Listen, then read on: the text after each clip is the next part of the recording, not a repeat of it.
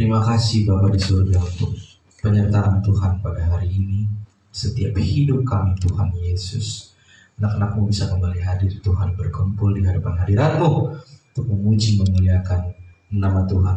Terima kasih Tuhan untuk keselamatan yang telah kami terima, yang telah kami punya satu kali untuk selama-lamanya, dan kami menjadi anak-anak Tuhan, ahli-ahli waris Tuhan. Terima kasih Tuhan Yesus, jemaat yang hadir pada hari ini Tuhan, yang mendengarkan langsung ataupun lewat live streaming. Kami percaya kami memiliki semangat yang sama untuk mendengarkan firman Tuhan. Kiranya Engkau kuasai hati dan pikiran kami ya Bapa, agar kami bisa mengerti setiap firman Tuhan yang akan kami dengarkan, dan itu bisa menjadi pedoman bagi kehidupan kami. Kami siap untuk mendengarkan firman Tuhan. Hanya di dalam nama Tuhan Yesus kami ucap syukur. Haleluya. Amin. Jemaat semua saya persilakan untuk kembali. Shalom. Salam kudus untuk kita semua. Selamat pagi Bapak Ibu. Hari ini bagaimana kabarnya? Luar biasa ya. Dan hari ini puji Tuhan kita diberikan kesehatan gitu ya, di tengah-tengah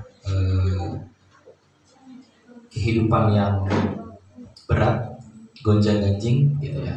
But life must go on. Kita anak-anak Tuhan akan terus melakukan apa yang menjadi tanggung jawab kita sebagai anak-anak Tuhan. Amin ya.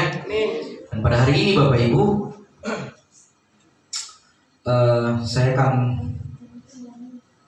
kita akan merefleksikan sebenarnya kita yang adalah anak-anak Tuhan atau orang-orang kudusnya Tuhan atau orang-orang percaya. Kita menyebut diri kita orang-orang percaya, kita menyebut diri kita adalah orang-orang kudus, dan kita tidak malu akan hal itu. Amin.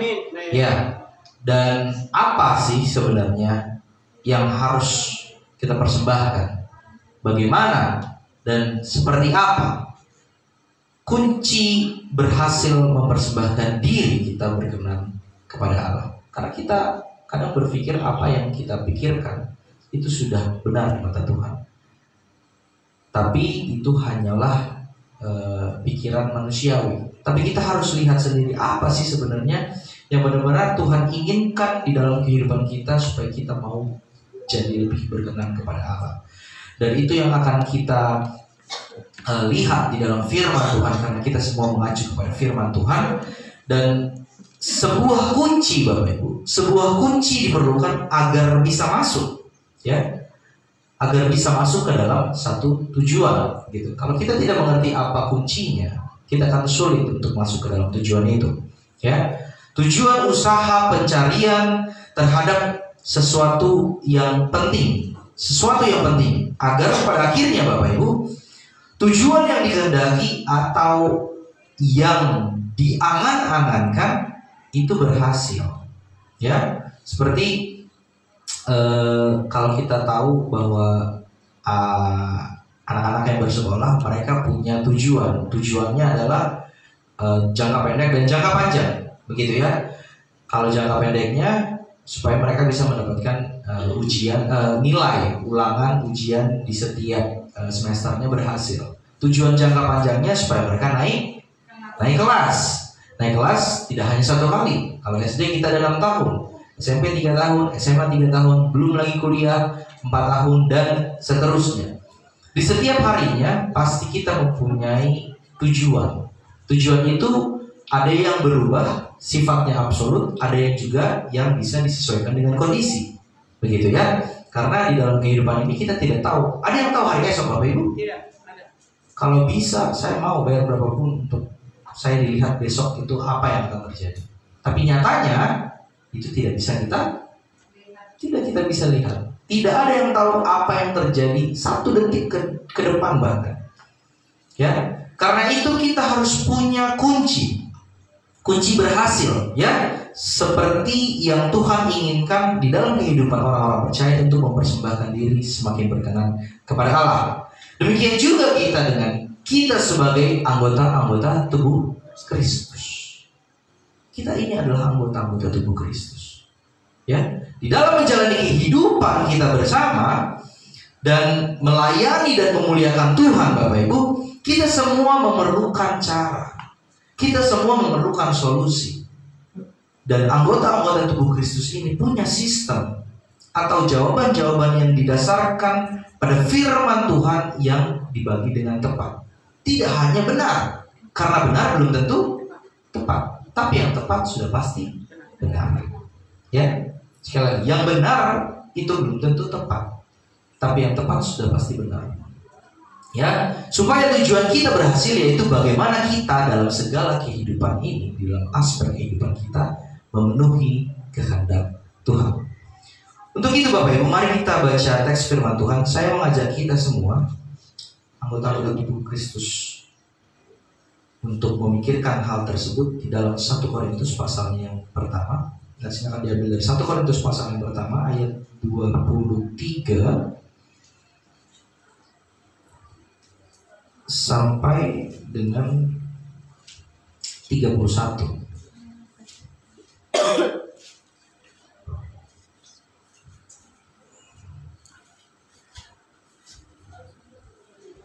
Ya, 1 Korintus pasal yang pertama ayat 23 sampai dengan 31.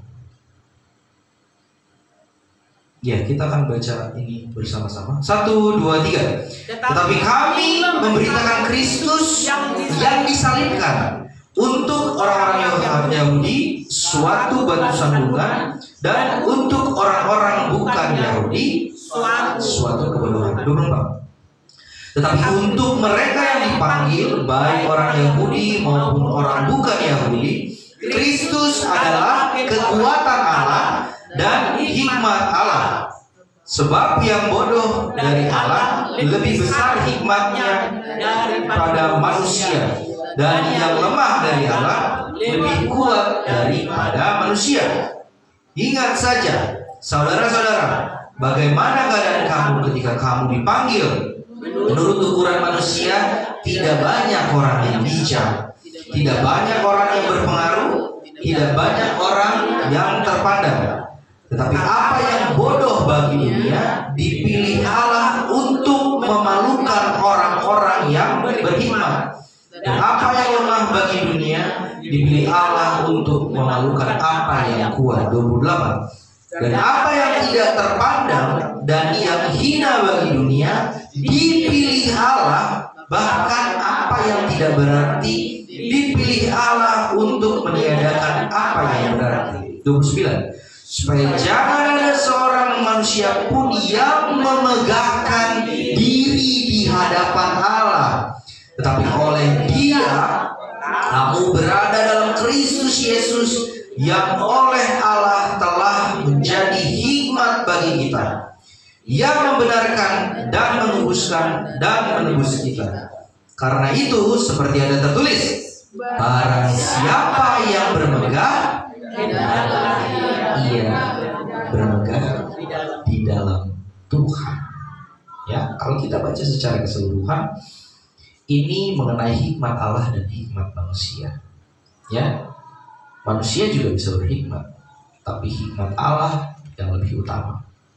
Ya, keputusan-keputusan yang kita ambil di dalam kehidupan kita itu keputusan yang secara manusiawi bisa kita lakukan. Tapi kita juga harus lihat sebagai orang percaya. Bapak Ibu, kita tidak bisa menyisihkan title diri kita sekarang sebagai orang-orang yang sudah percaya bahwa kemanapun kita pergi, kita adalah orang percaya. Kemanapun kita melangkah, kita adalah orang-orang kudus. Ya, Bapak Ibu, bahwa setiap orang, ya, konteks pertama yang akan kita bahas di sini, Bapak Ibu, sebagai kunci berhasil harus kita pahami dari bacaan firman Tuhan ini, bahwa kita sudah harus tahu bahwa kita ini adalah orang percaya atau orang kudus, dan kita semua ini adalah anggota tubuh Kristus. Bahwa setiap orang percaya telah dimeteraikan dengan Roh Kudus yang menempatkan ke dalam Kristus, menjadi anggota-anggota tubuhnya secara permanen. Permanen apa artinya, Bapak Ibu? Tidak bisa tidak bisa dihapus, tidak bisa dihilangkan. Itu namanya permanen, ya. Keselamatan yang kita miliki bersifat permanen atau sementara, Bapak Ibu? Permanen. Jadi keselamatan itu tidak bisa hilang? Yes. Bisa atau tidak? Tidak bisa. Tidak bisa. Kalau orang menyebutkan keselamatan itu bisa hilang, itu bukan keselamatan namanya. Karena keselamatan itu adalah pemberian cuma-cuma. Siapa yang berikan itu? Yesus. Apakah Yesus mau memberikan yang sementara? Saya ragu. Kalau saya percaya dengan Tuhan Yesus yang memberikan keselamatan secara sementara. Untuk apa? Kalau begitu dia mati.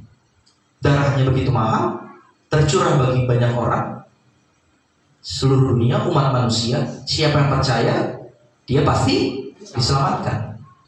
Tapi kalau kita menganggap keselamatan itu bisa hilang, kita harus kaji dulu, Bapak Ibu, cara berpikir kita. Kita harus tahu kasih karunia itu bekerja di dalam kehidupan manusia saat ini seperti apa. Karena keselamatan itu tidak bisa hilang, ya, oleh kuasa dan kondisi apapun.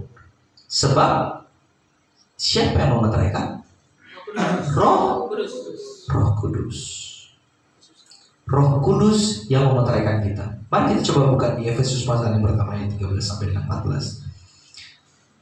Di situ dikatakan bahwa di dalam dia, di dalam siapa? Yesus. Kamu juga, karena kamu telah mendengar firman kebenaran. Jadi harus mendengar, Bapak Ibu. Ya, itu nggak ujung-ujung tiba-tiba datang terus selamat, tidak. Tapi apa yang didengar? Begitu banyak sekali yang bisa kita dengar di kehidupan ini, betul? Ya. Apa yang harus didengar? Firman kebenaran, yaitu apa? Injil keselamatan, titik. Ya, Injil keselamatan. Injil yang lain boleh didengar? Boleh. Tapi menyelamatkan atau tidak? Tidak. Yang menyelamatkan adalah Injil keselamatan. Ya, dengar baik. Injil keselamatan yang menyelamatkan. Kalau bukan Injil keselamatan, itu tidak menyelamatkan. Itu bukan kata saya, kata firman Tuhan. Harus mendengar firman kebenaran, Injil keselamatan. Di dalam siapa? Di dalam Yesus. Siapa? Jemaat gereja Gerika Makedonia dimeteraikan dengan Roh Kudus yang dijanjikannya itu. Jadi ada Roh Kudus di dalam hidup kita? Ada Roh Kudus di dalam hati kita? Tapi seberapa sering kita menggunakan Roh Kudus di hati kita? Setiap hari. Puji Tuhan, Bapak. Harus kita gunakan setiap hari. Jadi kadang ada manusia galau, ya, anak-anak bandel, istri tidak nurut. Yang ketawa paling kencang biasanya merasakan, ya, Bu. Suami nakal. Gawat ini, gawat. Ya, tetangga meresahkan. Nah, ketawa paling kenceng pasti itu, ya. Uang belanja bulanan tidak cukup. Karena apa? Sekarang harga naik. Saya bingung, di Indonesia ini harga kalau sudah naik tidak pernah turun, Bapak Ibu. Ya, ada pernah merasakan harga turun sekali aja? Enggak, ya. Cabai naik, bawang putih, bawang merah. Karena kalau kita makan makanan tidak ada cabai, tidak kurang sedap, ya. Ya. Tiba-tiba apa yang terjadi di kehidupan kita sekarang membuat pada akhirnya, karena itu terjadi begitu, ya. Kita galau juga, hati kita galau, jadi kita tidak ke gereja. Gereja salahnya apa, Bapak Ibu? Ya, kalau saya tanya sekarang, banyak sekali yang terjadi yang mengafek diri kita yang bukan dari Tuhan. Tuhan tidak kasih itu, ya. Tapi kita bisa rasakan. Tapi pada akhirnya itu semua terbengkalai karena kitanya enggak. Roh Kudusnya ikut galau atau enggak? Tidak. Kalau Roh Kudus punya pikiran, ya. Roh Kudus punya pikiran. Kalau Roh Kudus bisa ngomong langsung sama kita gitu, ya. kamu buat saya galau karena semua apapun yang ada di kehidupan kamu. Nah, saya keluar. Kalau bisa keluar. Tapi nyatanya Roh Kudus tetap berdiam di dalam hati. Itu kadang yang kita rasa pikirkan bahwa hal seperti itu masih banyak kelemahan-kelemahan yang terjadi di dalam hidup kita. Karena Tuhan sendiri sudah bilang bahwa dimeteraikan dengan Roh Kudus yang dijanjikannya itu. Roh Kudus berdiam diri di dalam kehidupan kita itu sebagai jaminan, ya, jaminan kekal di dalam kehidupan kita, ya. Sebelum nantinya kita menerima semuanya yang daripada Tuhan, sama-sama kita menyongsong Tuhan di angkasa. Karena Yesus sudah mati menghapus segala dosa kita satu kali untuk selama-lamanya. Segala dosa kita telah dihapuskan oleh Tuhan. Dan kapan saja saya mati, saya siap dan pasti masuk surga. Amin. Amin. Silakan duluan, Bapak Ibu. Ya Tuhan, dengarlah doa anak-anakmu. Karena saya masih ingin melayani. Jangan ajak saya, Bapak Ibu. Amin, amin. Tidak semua memberitakan firman Tuhan harus diaminkan, Bapak Ibu. Jangan mentang-mentang Bapak Charles Mamora badannya besar, gitu ya. Amin, amin. Kita ikut amin. Jangan. Ya, kita harus dengar dulu konteksnya. Tidak semua. Karena saya masih ingin melayani. Kalau Bapak Ibu mau duluan, itu urusan Bapak Ibu. Jangan ajak saya. Gitu. Ya, Bapak Ibu. Roh Kudus adalah meterainya, meterai yang kekal selamanya. Ada rentang waktu? Tidak, infinity, selamanya. Rentang waktu ada? Tidak ada. Itu berlaku selama-lamanya. Yang dari Tuhan tidak ada yang sementara.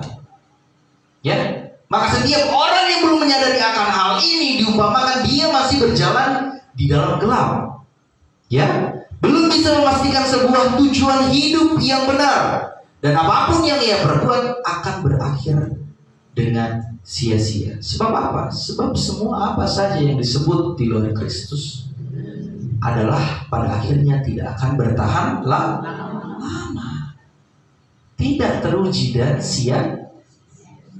sia-sia. Karena itu kunci yang pertama, berhasil mempersembahkan diri agar kita berkenan kepada Allah, kita harus tahu diri.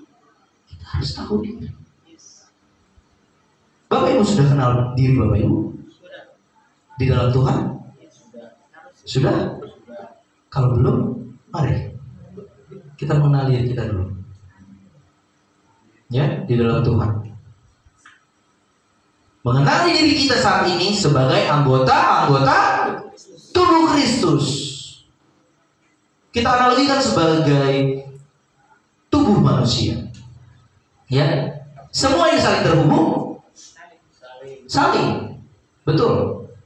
Ada di sini yang anggota tubuhnya memiliki pikiran sendiri? Tidak, ya. Kalau ditekan atau ditusuk di bagian manapun, begitu ya, kita pasti bisa rasakan sakit. Tidak enak. Begitu. Ya. Dan itu yang menjadi satu kesatuan. Karena analogi tubuh kita ini sangat unik, Bapak Ibu.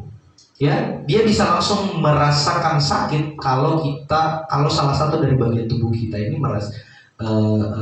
ada hal yang misalnya tertusuk begitu ya, atau terpotong, itu pasti langsung kita rasakan sakit. Karena itu akan mengirimkan sinyal langsung ke kepala, ke otak. Di kepala ini ada otak. Ya, dan otak ini ada bagian-bagiannya, depan, belakang, kiri, kanan, itu ada bagian-bagiannya yang bisa langsung tahu bahwa kita ini, anggota tubuh kita ini sedang tidak baik-baik saja. Begitu. Apa yang kita lakukan biasanya kalau anggota tubuh kita, contoh misalnya terpotong begitu ya, ibu-ibu di dapur lagi masak begitu ya, potong, tiba-tiba tersayat. Apa yang biasa kita langsung lakukan? Mengobati, ya. Ada yang pernah dibiarkan? Soalnya dibiarin, begitu. Tapi dulu biar darahnya netes ya. Udahlah kecil. Ada yang seperti itu? Itu Kita harus bisa kita cek dulu kejiwaannya dulu. Ya, pasti akan kita coba bayangkan kita anggota-anggota tubuh Kristus yang Tuhan, yang kita percaya bahwa kita memiliki koneksi karena kita mempunyai kepala, yaitu Yesus Kristus. Dan semua yang ada di sini adalah anggota-anggota. Jadi semua yang dirasakan anggota-anggota tubuh Kristus juga pasti dirasakan oleh semuanya. Ya, kalau kemarin Ibu Marbun sakit, kita juga merasakan sakit. Semua kita terkoneksi. Apa yang terjadi di dalam anggota tubuh Kristus itu tidak bisa dibiarkan. Kalau yang jelek, kalau yang bagus, kita akan sama-sama merasakan juga, merasakan suka, merasakan duka. Jadi kita tidak bisa diam, Bapak Ibu, untuk apa yang terjadi di dalam tubuh Kristus ini. Karena itulah yang Tuhan inginkan. Karena kita ini terhubung dalam sebuah realitas kehidupan baru di dalam tubuh Kristus. Anggota tubuh Kristus mempunyai keterikatan, saling memiliki keterikatan satu dengan yang lain. Dan itu tidak menghiraukan latar belakang atau ras atau bahkan pelayanan. Karena kita mempunyai satu tujuan dan pelayanan yang sama, ya, supaya Tuhan inginkan tidak terjadinya perpecahan di dalam tubuh, tapi supaya anggota-anggota yang berbeda itu saling memperhatikan. 1 Korintus ayat 12 sampai dengan 25, ayat pasal 12 ayatnya yang ke-25. Yesus ingin supaya di dalam tubuh Kristus itu tidak ada perpecahan, supaya anggota-anggota yang berbeda itu saling memperhatikan. Yang kedua, Bapak Ibu, sebagai kunci berhasil memahami dengan tegas dan kuat bahwa kerugian yang besar, ya, kerugian yang terbesar umat manusia di dunia ini adalah sebab mereka mengabaikan kekuatan salib Kristus. Tadi di ayatnya yang ke-23, apa di situ dikatakan? Tetapi kami, 1 Korintus pasalnya yang pertama, kembali lagi 1 Korintus pasal yang pertama ayat 23. Tetapi kami memberitakan Kristus yang disalibkan. Tapi seberapa banyak orang sekarang tidak memberitakan ini? Banyak. Ya, itu jelas dikatakan bahwa kami memberitakan Kristus yang disalibkan. Ya, Bapak Ibu, mereka menggantikan kebenaran dengan dusta. Apa yang ada di dalam dusta? Kebohongan. Kamu telah mendustaiku. Itu banyak anak muda sekarang, Bapak Ibu. Kamu telah membohongiku. Hancur hatiku. Drama sekali saya lihat. Sinetron, ya. Betapa teganya. Dirimu mendustaiku. Dusta, hanya dusta yang terjadi. Apa? Kita ya mulai dramanya. Mereka menggantikan kebenaran dengan dusta. Mereka sangat bergantung sepenuhnya pada kebanggaan intelektualitas, kecakapan, kekuasaan, surplus finansial, pembangunan fisik, dan lain sebagainya. Ya, hingga mereka mengabaikan dan bersikap cuek terhadap pemberitaan salib Kristus. Ya, sudah sedikit sekarang kita bisa dengar di luar mau memberitakan firman salib Kristus. Saya sudah tahu salib Kristus itu Yesus mati hapus dosa, selesai. Oh ya, hanya itu saja. Jadi sebegitu besar pengorbanan Kristus yang kamu tahu hanya itu saja. Wow. Jadi saya rasa kita akan sampaikan yang jauh lebih membangun finansial dan lain sebagainya. Membangun menurut siapa? Manusia, bukan menurut Tuhan. Karena Tuhan ingin kita diselamatkan. Satu-satunya hal yang menyelamatkan manusia adalah mendengar firman kebenaran. Apa firman kebenaran? Injil keselamatan. Udah. Iya kan? Injil keselamatan itu apa? Yesus mati menghapus segala dosa, dan barang siapa percaya pasti diselamatkan. Ya kalau nggak percaya nggak diselamatkan. Ya. Pemberitaan salib Kristus. Namun hal yang sangat berbeda apa yang dikemukakan oleh Rasul Paulus, Bapak Ibu, kita lihat di ayatnya yang ke-23 dikatakan firman Tuhan tadi, tetapi kami memberitakan Kristus yang disalibkan. Ya? Kami memberitakan Kristus Yesus yang disalibkan. Bapak Ibu, tahukah Bapak Ibu pada akhirnya pemberitaan salib Kristus, ya, yang telah mengampuni segala dosa manusia, itu sangat berat diterima. Kira-kira kalau dulu Bapak Ibu punya pengalaman sebelum selamat mendengarkan pemberitaan salib Kristus ini, kira-kira langsung terima? Ada yang langsung terima di sini? Ibu langsung terima ya? Duh, beda Ibu. Ibu agak geser sedikit dulu. Jangan dekat-dekat dulu. Ada yang langsung terima? Enggak ya?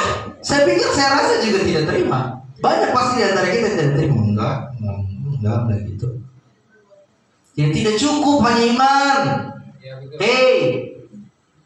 Enggak cukup, kita harus berbuat. Kita harus kasih perpuluhan. Kita harus mendonasikan uang kita. Kita harus baik.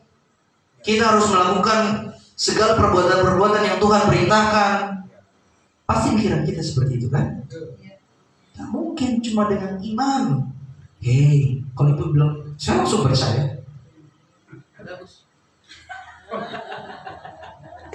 Yakin Bu? Yakin. Kalau kesaksian Ibu ini memang Ibu ini luar biasa Ibu ya. Sehat-sehat Ibu. Ya. Panjang umur. Unik. Ya. Pemberitaan keselamatan itu banyak orang berat menerimanya. Loh, kok banyak? Banyak yang berat, banyak yang menerimanya. Ini sebagai sesuatu hal yang berat diterima oleh dunia ini. Apa buktinya? Buktinya adalah ya bangku-bangku ini tidak akan kosong Bapak Ibu. Itu bukti simpelnya saja. Ya. Kalau banyak yang menerima atau keselamatan ini tidak berat untuk diterima, sudah banyak pelayanan terbuka di mana-mana. Ya, kita tidak sulit. Tidak sulit untuk melakukan itu. Tapi karena berat, ya, karena mereka menganggap bahwa berita pengampunan segala dosa sebagai jalan untuk memperoleh hidup yang kekal bertentangan dengan hikmat manusia. Bertentangan dengan hikmat manusia yang telah mereka usahakan sendiri. Ya, bertentangan dengan logika yang mereka bangun, di mana mereka sangat bergantung kepada kekuatan pengetahuan diri mereka sendiri. Tidak masuk di akal Bapak Ibu. Kita percaya dengan keselamatan, Yesusnya aja nggak kita lihat. Kita cuma dengar, kita cuma baca itu di Alkitab. Oh, Yesus mati hapus segala dosa ya. Ada yang bisa kita lihat? Wujudnya juga tidak, videonya juga nggak ada. Kalau sekarang orang harus ada bukti klarifikasi, harus ada videonya. Kalau nggak bisa, nggak ada. Jadi tidak mungkin hanya dengan iman percaya. Wah, nggak cukup lah. Gimana caranya Bapak? Ya kan? Tidak mungkin. Keselamatan itu bisa kita terima karena iman ditambah dengan perbuatan. Itu yang mereka pikirkan. Karena mereka merasa bahwa keselamatan itu bisa mereka usahakan. Seberapa banyak orang Kristen di luar sana memiliki prinsip keselamatan yang seperti itu. Tuhan tadi sudah bilang, dengar, mendengar, dan percaya. Percaya medianya apa? Iman. Dikatakan di situ berbuat. Ketika kamu percaya, dimeteraikan dengan Roh Kudus. butuh berbuat supaya Roh Kudus ada. Jangan sampaikan ke orang luar yang tidak ada di dalam firman, ya, yang tidak sesuai dengan firman. Karena kita harus tahu, makanya tadi yang saya katakan, kita harus bagi firman itu dengan benar dan tepat. Karena apa yang disampaikan pas ada saja yang benar, tapi belum tentu tepat. Kalau di zaman dahulu Israel harus mengorbankan korban bakaran untuk mendapatkan pengampunan, itu benar atau bukan?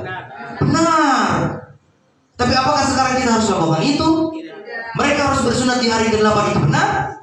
Benar, karena itu adalah adat istiadat orang Yahudi, Israel. Apakah kita harus lakukan itu? Sekarang tidak. Jadi segala yang benar belum tentu tepat kalau diberitakannya tidak sesuai dengan apa yang sedang kita alami sekarang.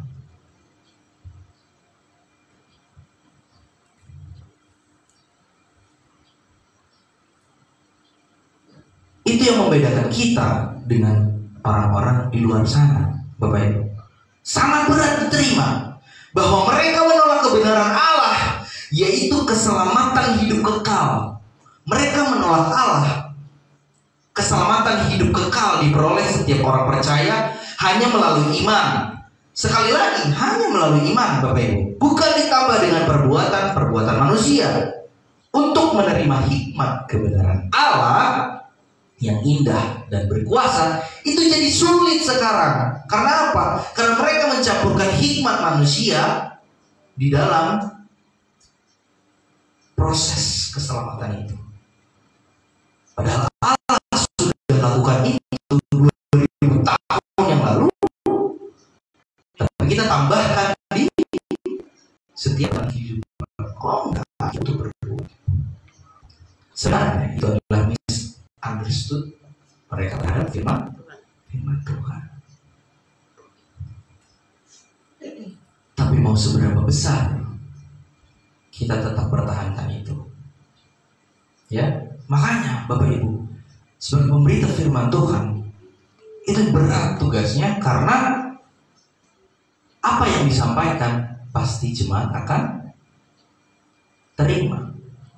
Banyak sekarang di luar sana gereja, ya, yang pada akhirnya saya melihat bahwa yang kasihan jemaatnya, ya, berapa ribu orang,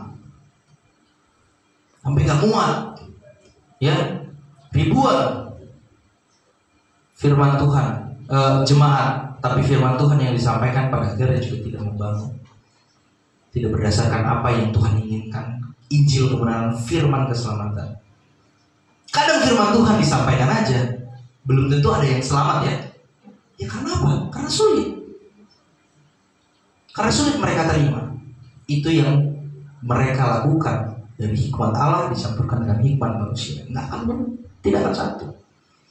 Karena hikmat manusia itu hikmat yang fana, tidak mungkin bisa disatukan dengan hikmat yang kekal yang daripada Allah. Karena tadi di situ, apa yang berasal dari Allah, apapun yang berasal dari Allah, itu semua melampaui yang terjadi di dalam dunia ini. Tadi sudah di situ dikatakan bahwa sebab bahkan yang bodoh dari Allah lebih besar hikmatnya daripada manusia, yang lemah dari Allah lebih kuat daripada manusia. 1 Korintus pasal yang pertama tadi, ayat yang ke-25. Ingat saja saudara-saudara, bagaimana keadaanmu ketika kamu dipanggil menurut ukuran manusia. Tidak banyak orang yang bijak, tidak banyak orang berpengaruh, tidak banyak orang yang terpandang. Tapi apa yang bodoh bagi dunia dipilih Allah untuk memalukan orang-orang yang berhikmat. Dan apa yang lemah bagi dunia dipilih Allah untuk memalukan apa yang kuat. oleh manusia berdosa yang kebanyakan sudah terlanjur bergantung pada hikmat pengetahuan dunia yang mereka andalkan di dalam kehidupan mereka. Namun sesungguhnya adalah kebodohan di hadapan Allah. Itu adalah suatu kebodohan di hadapan Allah. Itu adalah tugas dari anggota-anggota tubuh Kristus. Ya, Bapak Ibu. Selanjutnya, hal yang ketiga, Bapak Ibu, kunci berhasil, ya, supaya kita bisa berkenan di hadapan Allah, ya. Kunci berhasilnya selanjutnya ialah Allah memilih sendiri cara yang terbaik. Jadi Allah punya cara, ya, yang spesifik untuk mendatangkan kemuliaan bagi Allah. Kita bisa lihat di ayat 25. Kita baca sekali lagi. Saya akan bacakan. Sebab yang bodoh dari Allah lebih besar hikmatnya dari manusia, ya, dan yang lemah dari Allah lebih kuat daripada manusia. Ingat saja saudara-saudara bagaimana keadaanmu ketika kamu dipanggil. Menurut ukuran manusia tidak banyak orang yang bijak, tetapi banyak orang yang berpengaruh. Tidak banyak orang yang berpengaruh, tidak banyak orang yang terpandang. Tetapi apa yang bodoh bagi dunia dipilih Allah untuk memalukan orang-orang yang berhikmat, dan apa yang lemah bagi dunia dipilih Allah untuk memalukan apa yang kuat. 28. Dan apa yang tidak terpandang dan yang hina bagi dunia dipilih Allah. Bahkan apa yang tidak berarti dipilih Allah untuk meniadakan apa yang 29. Supaya, ini kuncinya, apa dibilang? Supaya jangan ada seorang manusia pun yang memegahkan diri di hadapan Allah. 29. Itu saya rasa itu adalah teguran keras. Ya, bahkan itu juga teguran untuk kita. Seberapa banyak orang yang memegahkan diri di luar sana. Tidak hanya untuk orang-orang tidak percaya. Ya, kalau untuk orang tidak percaya, mereka tidak mengenal Tuhan. Jadi mereka, saya rasa, memegahkan diri ya karena mereka tidak mengerti. Tapi orang-orang percaya ada.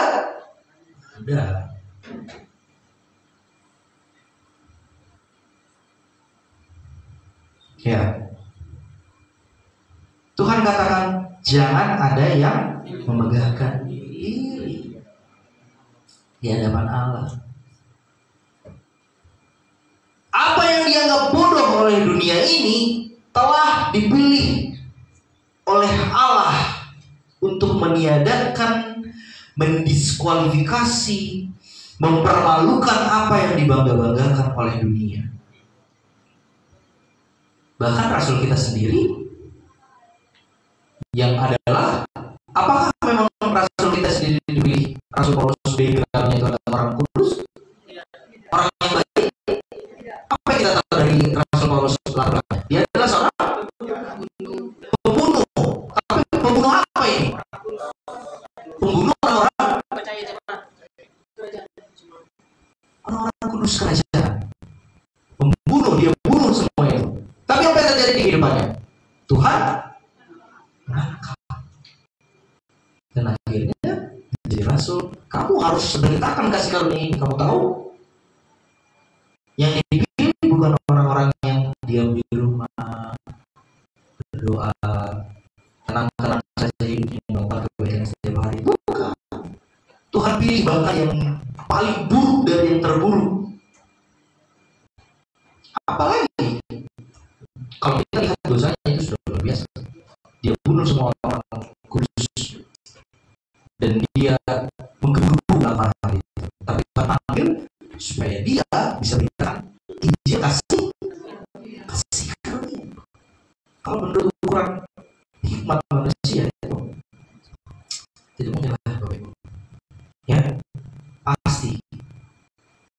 Tapi untuk ukuran Allah, hikmat Allah, semua yang tidak mungkin menjadi, semua akan menjadi nyata sempurna ketika Tuhan Yesus memperhadapkan semua manusia kepadanya pada masa penghakiman yang akan datang. Ya,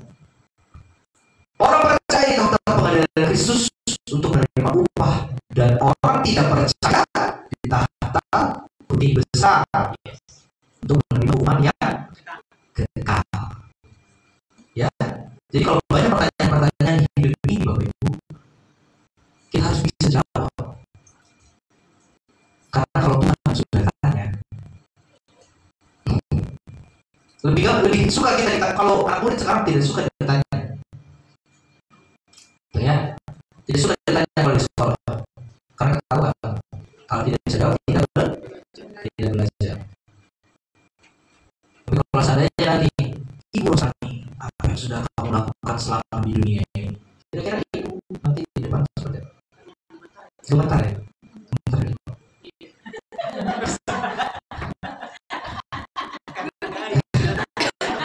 Nanti saya lihat di belakang. Iya, Ibu udah di depan ya. Biasa balas kita yang di paling depan. Di belakang semua. Di mata begini. Di belakang Pak Gubernur atau Pak Dosi, tapi kecil kita.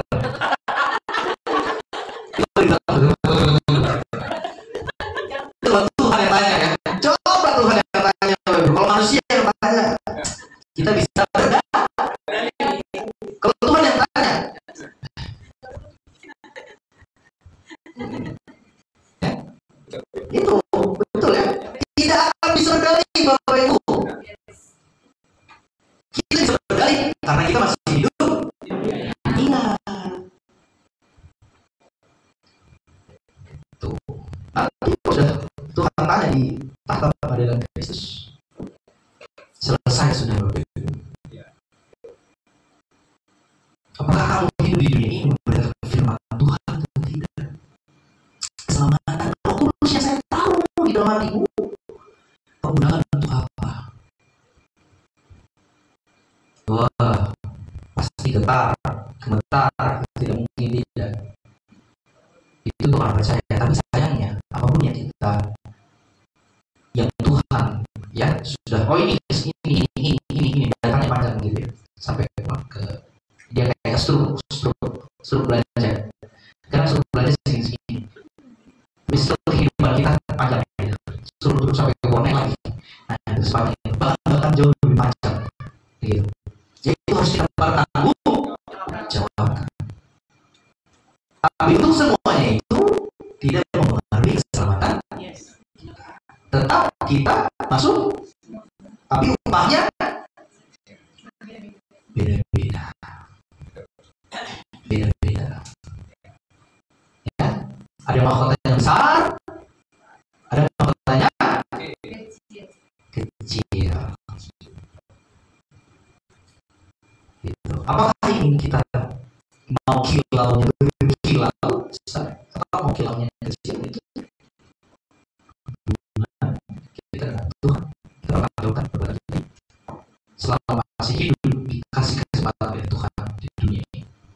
Ya, maka menjadi sangat clear kita memahami bahwa apa yang terbaik diusahakan oleh manusia di dunia ini telah jatuh di mata Allah. Karena pada dasarnya semua telah berdosa dan telah kehilangan kemuliaan Allah. Roma 3 ayat 23.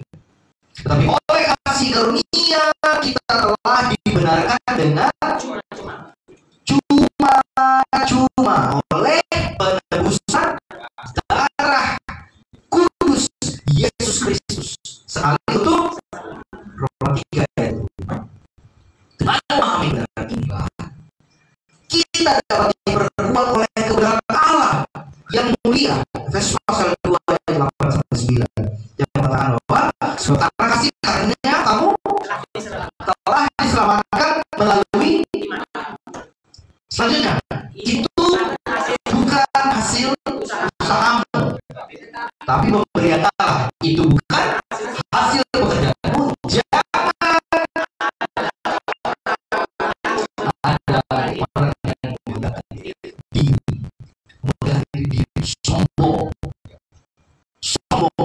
Jadi orang percaya yang sombong. Ya,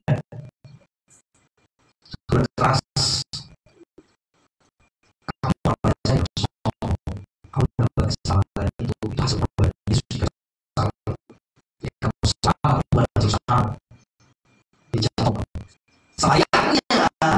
anggota tubuh Kristus, sama anggota tubuh Kristus harus punya satu misi, melayani Tuhan, memberitakan firman Injil keselamatan. Ya, apa yang sudah kita dapat, kita juga harus berikan. Karena itu misi orang percaya sekarang. Itu banyak orang tidak percaya di luar sana.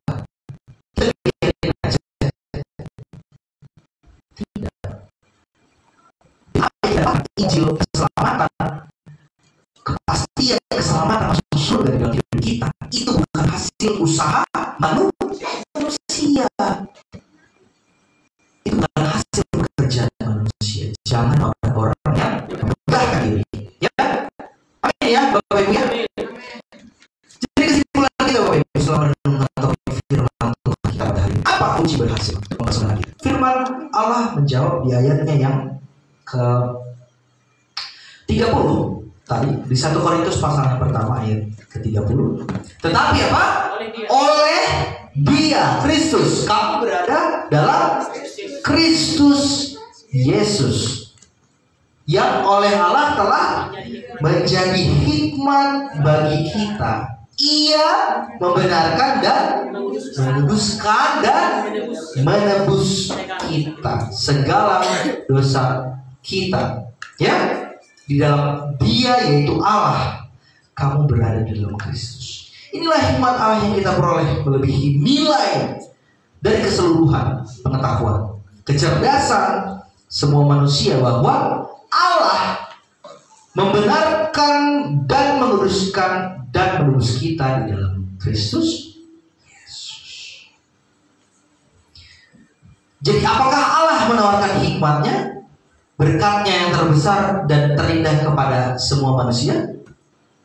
Apakah Allah menawarkan hikmat, berkat, dan segala berkat rohani di dalam surga kepada manusia? Yes. Ya, Allah tawarkan itu. Tetapi Allah ingin tahu bahwa engkau dapatkan itu bukan karena usahamu. Ya, dengan hikmatmu sendiri, bukan dengan usahamu sendiri, bukan dengan hikmatmu sendiri, bukan dengan kecerdasan dirimu sendiri, tetapi oleh Allah dan hanya melalui iman. Memperolehnya dengan cuma-cuma, hanya karena kasih karunia. Oleh sebab itu dengan indah ditutup ayat 31. Kita bisa baca bersama-sama. 1, 2, 3. Barang siapa, karena itu, maaf 1, 2, 3. Karena itu seperti ada tertulis, barang siapa yang bermegah, hendaklah ia bermegah di dalam Tuhan. Hendaklah ia bermegah di dalam Tuhan. Hendaklah kita, jemaat gereja kudus Tuhan, gereja Injil Karunia Makedonia, bermegah di dalam Tuhan. Karena itulah satu-satunya kunci untuk berhasil mempersembahkan hidup kita berkenan kepada Allah. Amin. Mari kita berdoa. Terima kasih Tuhan Yesus, kami bersyukur kepada Bapa di surga. Benar Tuhan Yesus, keselamatan yang kami miliki bukan karena usaha kami, bukan karena kegigihan kami, bukan karena perbuatan yang kami lakukan, tapi itu hanya karena kemurahan hati Tuhan, kasih karunia Tuhan yang besar ya Bapak. Kau rela mati 2000 tahun yang lalu untuk menghapus segala dosa, dan kami yang percaya menjadi anak-anak Tuhan dimeteraikan dengan Roh Kudus yang Tuhan janjikan. Terima kasih Tuhan Yesus untuk jemaat yang sudah mendengarkan. Kami percaya Tuhan, kami akan terus semangat untuk memberitakan Injil kebenaran. Kami tahu bahwa kami sesama anggota tubuh Kristus ingin saling bergandeng tangan untuk memberikan yang terbaik kepada anggota tubuh Kristus, karena kami percaya Tuhan bahwa kami ini memiliki satu tanggung jawab yang besar sebagai anak Tuhan, yaitu tetap memberitakan firman Injil keselamatan. Tuhan Yesus, kami percaya segala kekuatan yang ada di dunia ini tidak mampu untuk menguatkan kami. Kami ingin berserah kepada Tuhan, karena kami percaya kekuatan yang sejati hanya bisa kami dapatkan di dalam Tuhan. Terima kasih Tuhan Yesus, kami bersyukur karena kami sudah menjadi orang yang selamat. Dan kami ingin Tuhan, tidak hanya keselamatan yang kami peroleh, tapi kami juga punya tanggung jawab untuk mengisi diri kami dengan pengetahuan akan kebenaran. Karena kami percaya Tuhan, di luar sana banyak sekali jiwa-jiwa yang harus kami menangkan, dan kami ingin dipakai Tuhan terus sampai Tuhan Yesus datang di awan-awan. Terima kasih Tuhan untuk jemaat Tuhan yang sudah mendengarkan. Kau sudah menguasai hati kami. Kami percaya itu akan menjadi sukacita besar bagi kami Tuhan. Terima kasih Tuhan, kami akan lanjutkan ibadah kami. Kau sekiranya sertai hingga pada akhirnya. Hanya di dalam nama Tuhan Yesus kami berdoa mengucap syukur. Haleluya. Amin.